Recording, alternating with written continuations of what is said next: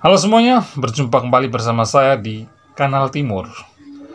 2024 memang masih jauh, namun pembahasan seputar siapa yang akan menggantikan posisi jabatan Presiden Joko Widodo di 2024 mendatang sudah mulai dibahas. Partai-partai politik sudah mulai bersilaturahmi untuk menentukan arah mereka di 2024 nanti. Dan mereka siap berkoalisi dan mengusungkan siapa calon yang siap memimpin di 2024 nanti. Kira-kira masyarakat NTT mau pilih siapa untuk memimpin Indonesia di 2024 yang akan datang? Apakah masyarakat NTT akan memilih Agus Harimurti Yudhoyono, Ketua Umum Partai Demokrat? Bagi saya, Agus Harimurti Yudhoyono ini tidak recommended sekali untuk masyarakat Nusa Tenggara Timur. Karena apa? Karena dalam tanda kutip, Agus Harimurti Yudhoyono alias AHY ini masih bocah dalam dunia politik, masih ingusan dalam dunia politik.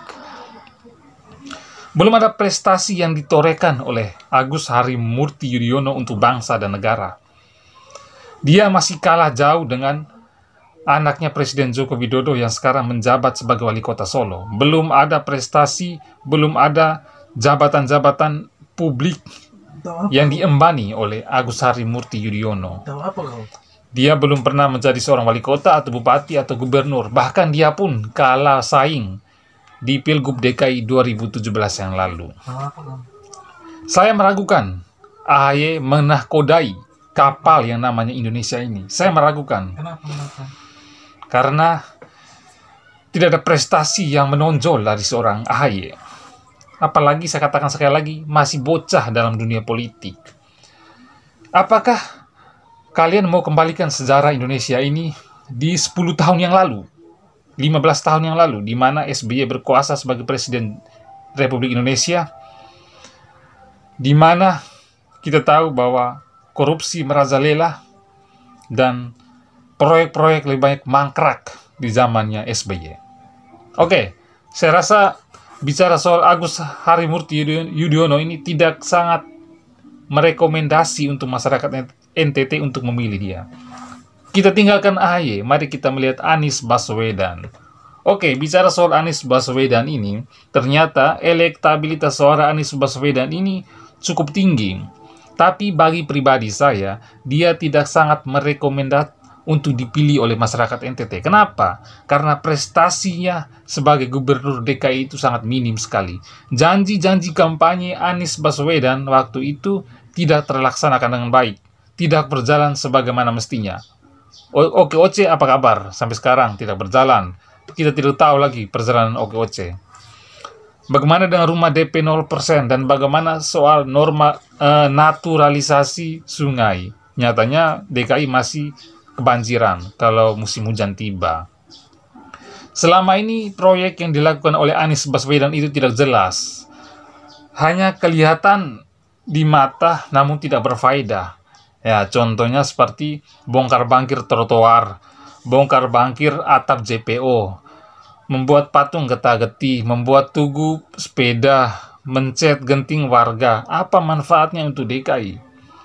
Dan lagi pula yang terpenting adalah Anies Baswedan ini didukung oleh kelompok-kelompok radikal dan ini sangat berbahaya bagi demokrasi Indonesia ke depannya. Dan juga menurut pengakuan berbagai warga dan apa yang saya kutip dari berbagai media, bahwa pemilihan gubernur DKI 2017 yang lalu adalah pemilihan yang terburuk sepanjang sejarah Republik Indonesia ini. Karena apa? Karena pemilihan yang terjadi di 2017 lalu yang mengorbankan seorang Ahok itu adalah pemilihan yang berdasarkan sentimen agama, pemilihan berdasarkan sara, pemilihan yang berkaitan dengan identitas politik yang sangat tidak baik bagi keberlangsungan demokrasi di Indonesia. Sehingga menurut saya, masyarakat NTT tidak perlu untuk memilih seorang Anies Baswedan. Banyak juga program-program Anies Baswedan yang sangat diragukan. Juga mengenai Formula E yang tidak transparan sampai sekarang ini. Dan berbagai macam persoalan yang belum kita ketahui soal Anies Baswedan ini. Makanya saya meragukan sekali kalau Anies Baswedan ini bisa memimpin Indonesia. Saya meragukan Anies Baswedan sebagai nahkoda untuk Indonesia di 2024. Oke, kita tinggalkan Anies Baswedan dan sekarang mari kita lanjut ke Sandiaga Uno. Saya kira Sandiaga Uno ini tidak jauh-jauh amat dengan Anies Baswedan. Belum ada prestasi yang mencolok dari seorang Sandiaga Uno.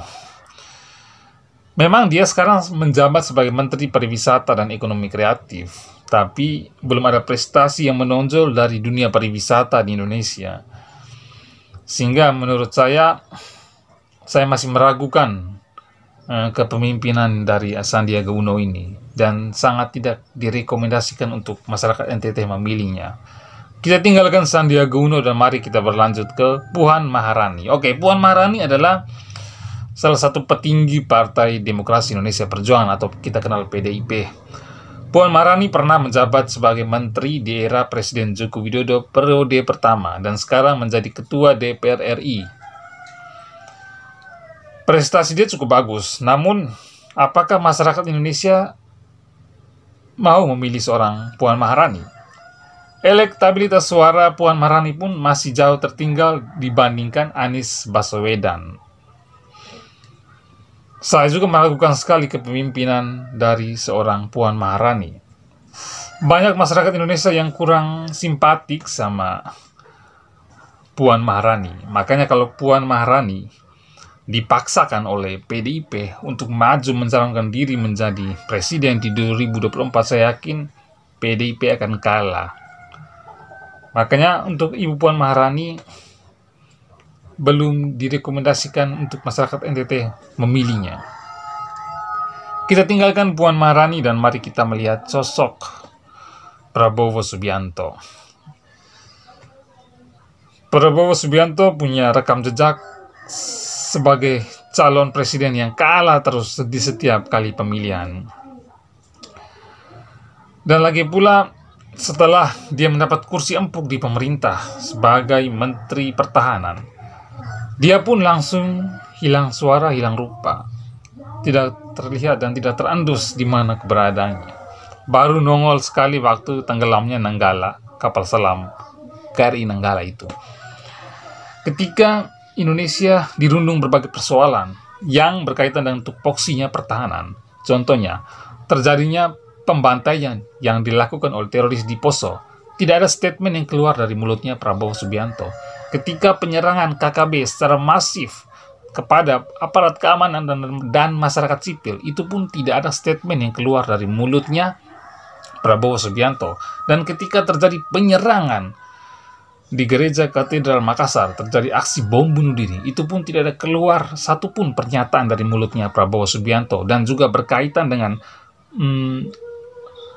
kapal-kapal asing, terkhususnya dari Cina yang bermanuver di wilayah perairan Indonesia, itu pun tidak ada statement yang keluar dari mulut Prabowo Subianto. Sehingga saya meragukan kepemimpinan Prabowo Subianto yang menurut saya tegas ketika dia berkampanye, tapi setelah dia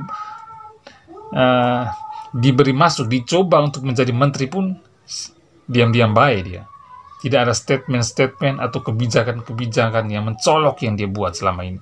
Apalagi usia Prabowo bukan lagi usia yang muda bagi saya. Dia sudah cukup tua, walaupun kelihatan awet muda. Sehingga untuk Pak Prabowo Subianto sangat tidak direkomendasikan untuk masyarakat NTT yang memilihnya. Walaupun suara elektabilitasnya masih tinggi, masih cukup diperhitungkan di berbagai lembaga-lembaga survei.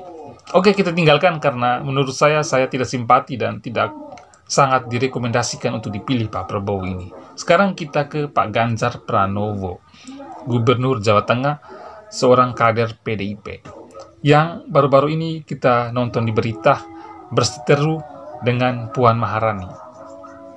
Ternyata Ganjar Pranowo ini salah satu kader yang memiliki elektabilitas suara tertinggi di Partai Demokrasi Indonesia Perjuangan, dan bahkan suaranya lebih tinggi dibandingkan dengan Puan Maharani kalau dipaksakan maju. Kalau Puan dipaksakan maju, Puan pasti akan kalah dan PDIP akan kalah. Tapi kalau PDIP mengusungkan Ganjar Pranowo, saya yakin PDIP akan berkuasa lagi di 2024. Karena apa? Karena karena elektabilitas suaranya Ganjar Pranowo itu sangat tinggi. Rame riuh kita dengar soal konflik antara Puan dan Ganjar Pranowo.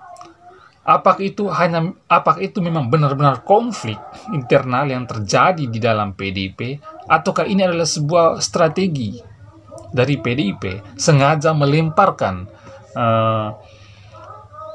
Ganjar Pranowo supaya PDI mau melihat bagaimana ketika PDIP melemparkan Ganjar Pranowo, mau melihat reaksi masyarakat itu seperti apa. Dan ternyata reaksi masyarakat sangat tinggi sekali. Masyarakat banyak yang berempati dan bersimpati dengan Ganjar Pranowo, dan banyak masyarakat yang mendukung Ganjar Pranowo ini maju di Pilpres 2024. Apakah ini hanya sebuah strategi dari PDIP?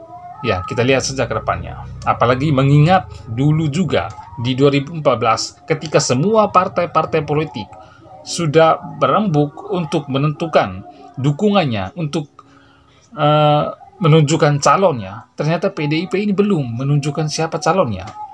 Dan tiba-tiba PDIP mengusulkan atau mengusungkan Jokowi sebagai calon presiden di 2014 berdampingan dengan Yusuf Kala. Apakah mungkin strategi ini digunakan lagi untuk Ganjar Pranowo? Ya, kita lihat saja perkembangan politik PDIP ke depannya nanti.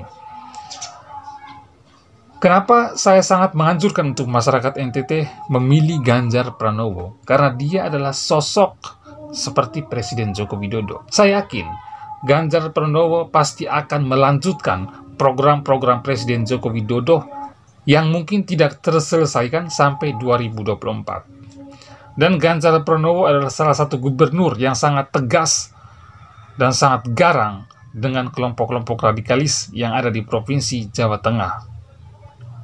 Dia tidak segan-segan memecat atau mengeluarkan ASN yang terlibat dengan gerakan radikalis, kelompok-kelompok garis keras yang bertentangan dengan Pancasila. Dan ini sangat direkomendasikan untuk masyarakat NTT memilih Ganjar Pranowo, gubernur Jawa Tengah itu. Sosok Ganjar Pranowo juga sangat dekat dengan masyarakat Indonesia, sangat dekat dengan masyarakat Jawa Tengah sebagai wilayah kepemimpinannya. Dan saya yakin sosok kedekatannya sama rakyat ini akan terus berjalan kalau dia menjabat sebagai Presiden Republik Indonesia di 2024. Saya yakin juga Indonesia Timur pasti akan memilih Ganjar Pranowo kalau dia diberi mandat oleh Megawati sebagai calon presiden di 2024 yang akan datang. Dan satu lagi pesan yang paling penting adalah, di mana PKS, Partai Keadilan Sejahtera, berpijak, maka kita harus memilih untuk berseberangan dengan Partai Keadilan Sejahtera itu. Oke? Sampai di sini dan sampai jumpa pada kesempatan selanjutnya.